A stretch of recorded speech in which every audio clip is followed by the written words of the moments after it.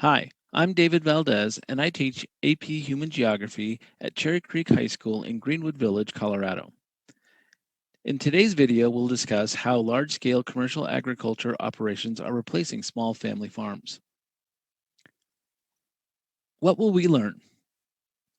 Well, commercial farms have replaced family farms. Corporate farming has caused a shift in agricultural practices. In developed countries, farming has shifted away from small-scale family farms to large-scale corporate farms.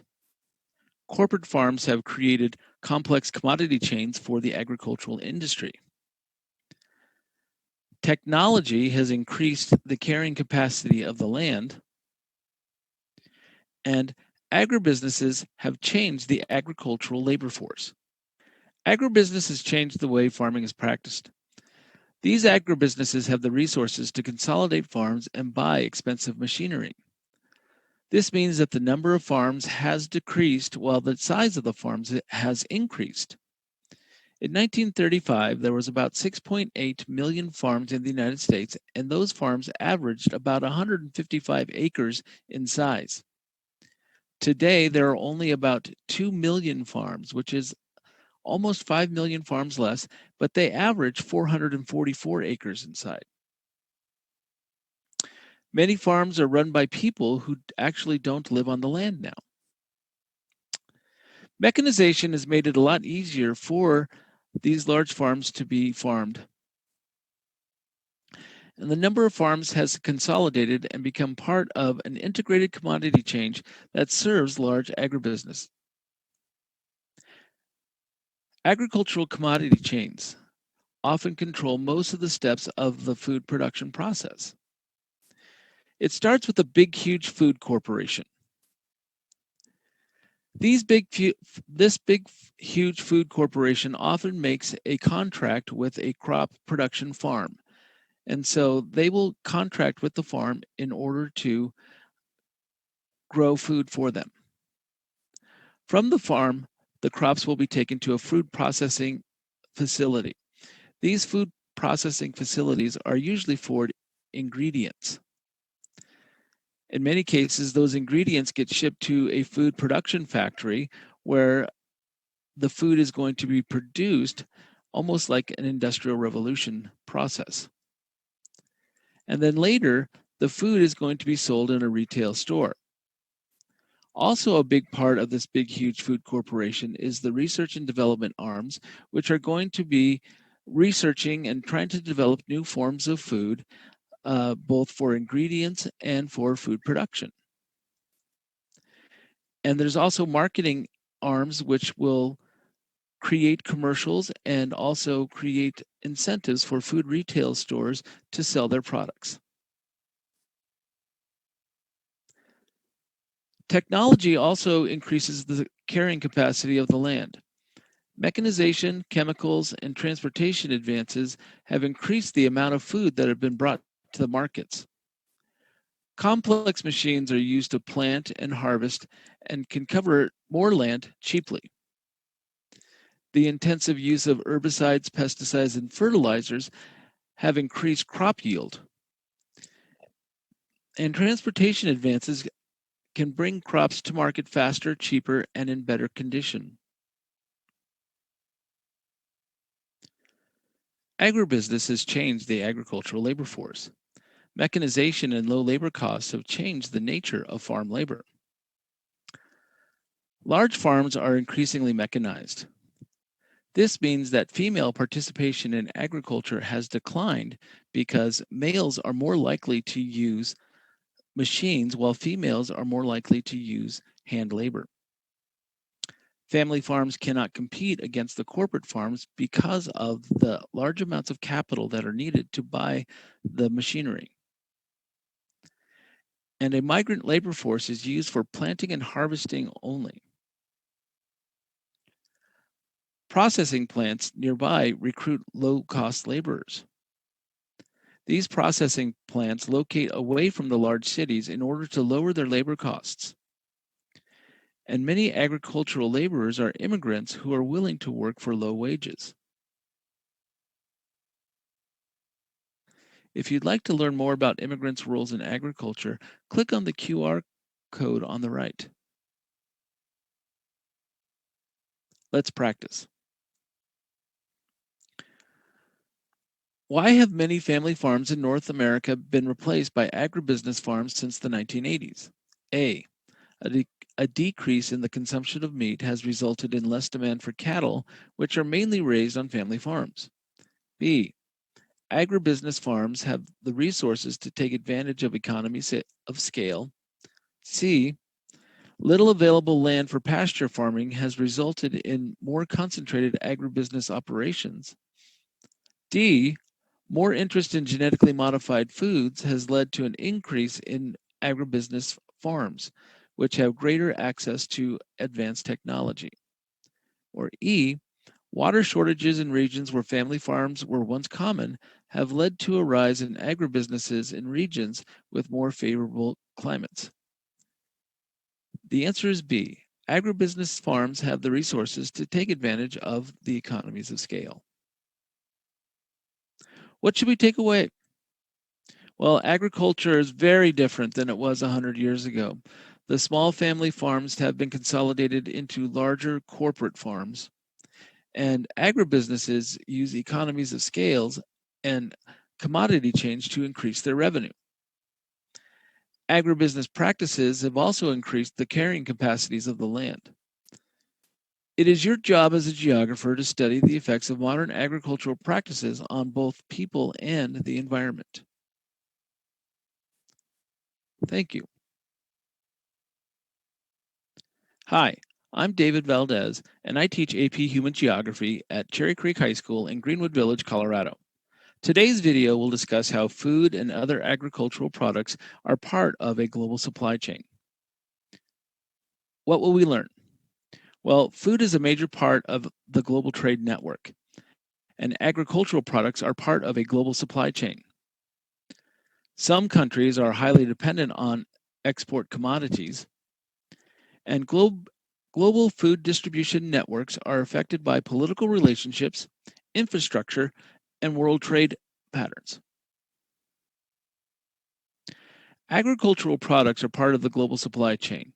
Globalization has created an interdependence between countries. Larger countries with developed agricultural areas often export food products to smaller, less developed agricultural countries.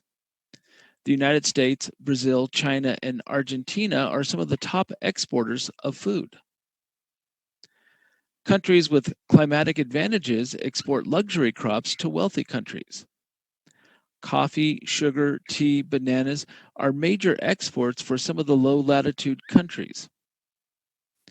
And Southern Hemisphere countries provide food products to the Northern Hemisphere during winter months.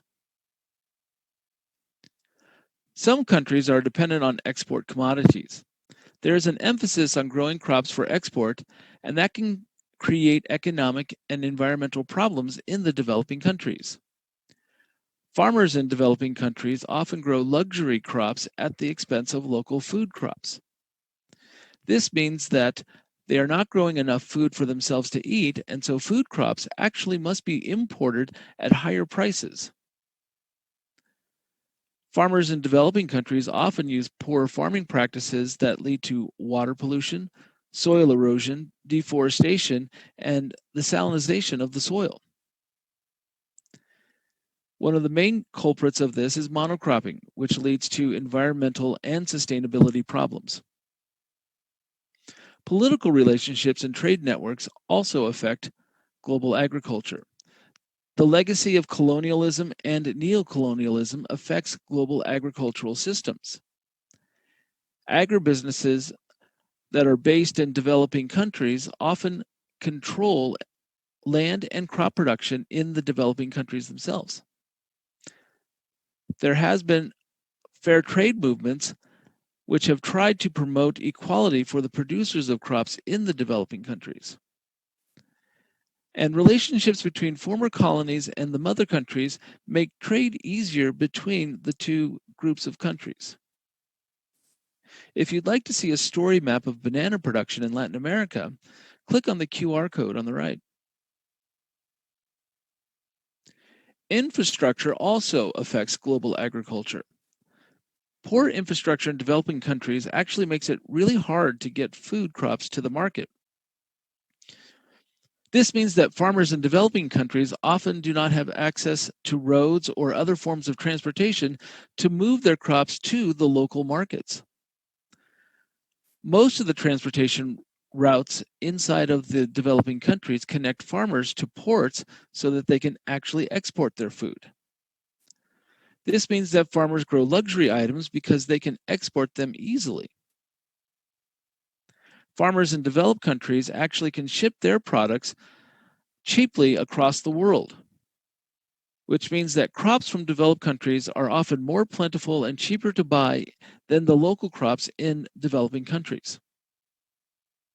Let's practice. Palm oil, an edible vegetable oil used in processing packaged food products, is obtained from the fruit of the oil palm tree, which is grown only in the tropics. Which of the following explains how global demand for palm oil has proved beneficial and detrimental for countries such as Indonesia and Malaysia? A. Palm oil exports provided substantial corporate profits, but increased government subsidies to palm oil farmers led to increased poverty in the two countries. B. Palm oil exports provided substantial corporate profits, but the process led to high rates of unemployment for farm workers at harvest time. C. Palm oil exports provided substantial corporate profits, but the growth in the industry resulted in heavy deforestation in both countries. D. Palm oil exports provided increased income to the governments of Indonesia and Malaysia, but the number of farmers employed on palm oil plantations decreased in the two countries. Or E. Palm oil exports aided in increasing the wealth of the two countries, but also increased the diversity of plants in the two countries. The answer is C. Palm oil exports provided substantial corporate profits, but the growth in the industry resulted in heavy deforestation in both countries. What should we take away? Well, inside of our global system of agriculture, agricultural products, food products, are traded across the world. Global trade systems can lead to economic and environmental problems inside of developing countries.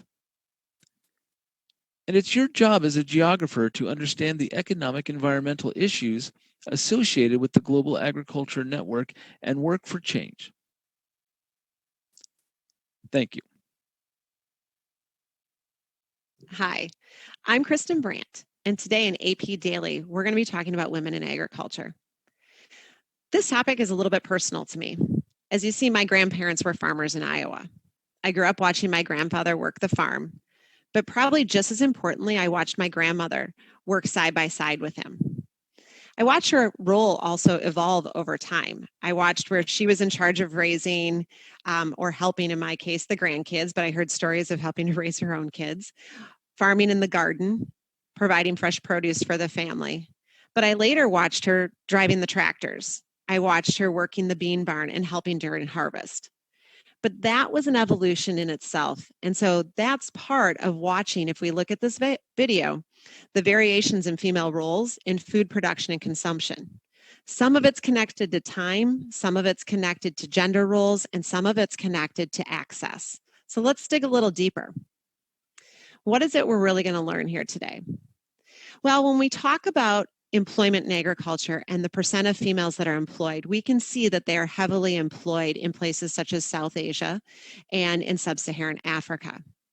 In particular, what we want to talk about is food production. Some of that's cultural. In other words, historically, if we go back to hunters and gatherers, the men hunted and the women gathered. And those traditional roles kind of carried on for a while. We've seen some shifts, but those roles remain for quite a while. Why did we see some shifts? Well, it's because of some of the next two pieces here, the impact of mechanization.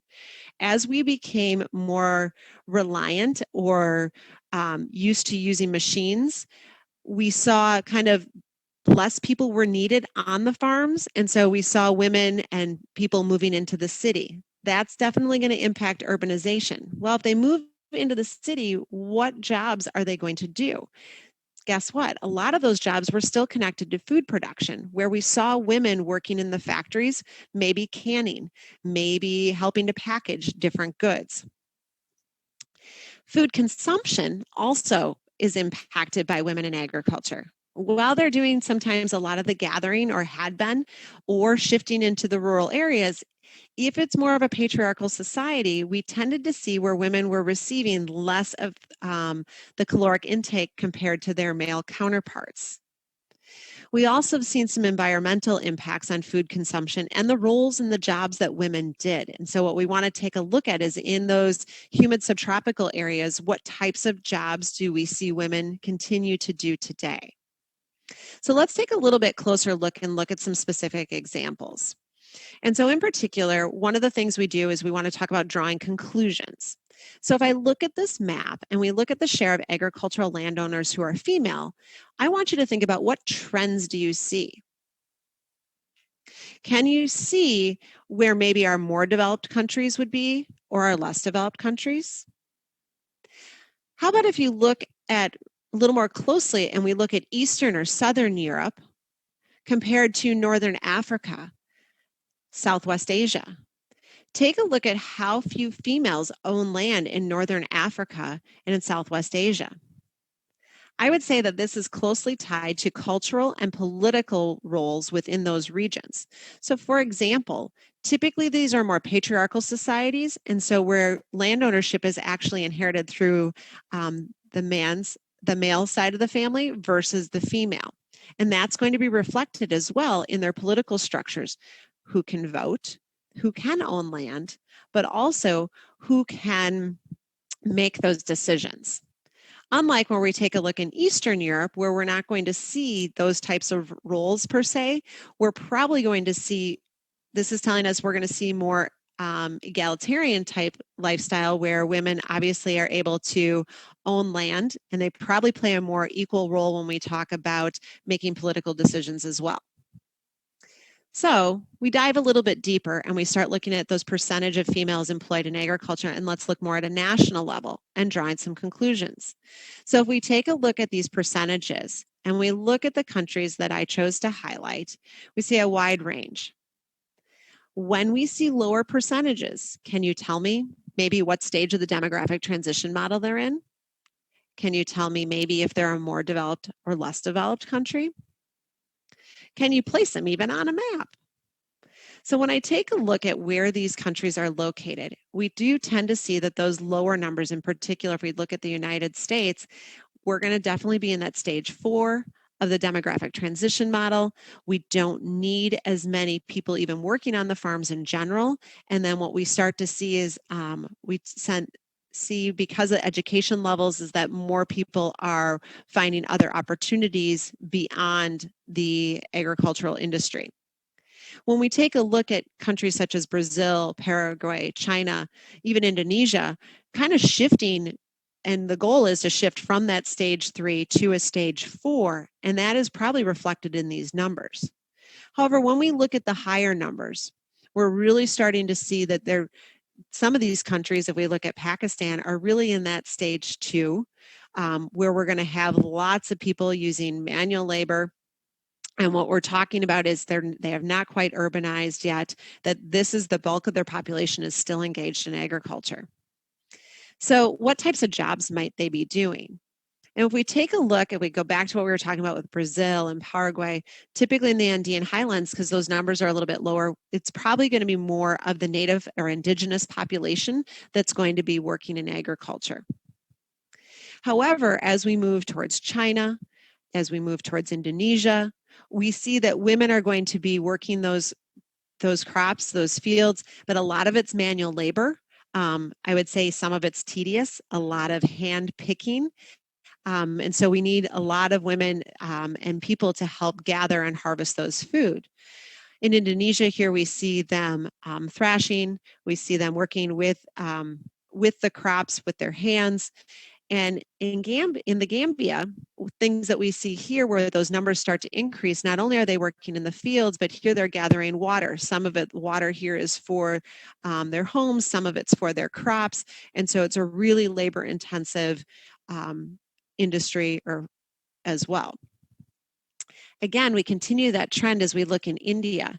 And so what I think is very interesting in India, we know it's a democratic society. We see women working here, and this will become important in just a second. When we see the women working here, it's labor intensive. It is, we see definitely the large amount of people working the fields. Take a look in Pakistan, we're going to see more of a patriarchal society, and so kind of the man overseeing the work of the women. And so that was one of our countries with the highest percentage of women involved in agriculture. So how does that all connect? Again, drawing conclusions. If I look at the map here and the share of the population that is undernourished in 2017, take a look at Northern Africa, Southwest Asia, and even Sub-Saharan. I'd be willing to bet and draw conclusions that if I continued to dig into this and I was able to parse out male-female caloric intake, that we would see that women receive less calories than their male counterparts. Some of that's cultural, some of it's access to food. So let's practice. We know that women played a crucial role in domestication of plants because historically they were engaged in collecting those plant resources. What is it I ultimately want you to take away? I want you to take away that when we talk about women in agriculture, that there have been cultural norms that have kind of set traditions for what women did and how they did it. There's been some shifts that we've seen throughout history that have started to shift women from the fields to the factories. Land ownership is still limited if we look at the global scale, but having access to other jobs will open up economic opportunities for these women. However, there are some political barriers in place in different countries and different probably patriarchal societies that we see throughout the world. I want to thank you for joining me today as we explored women in agriculture.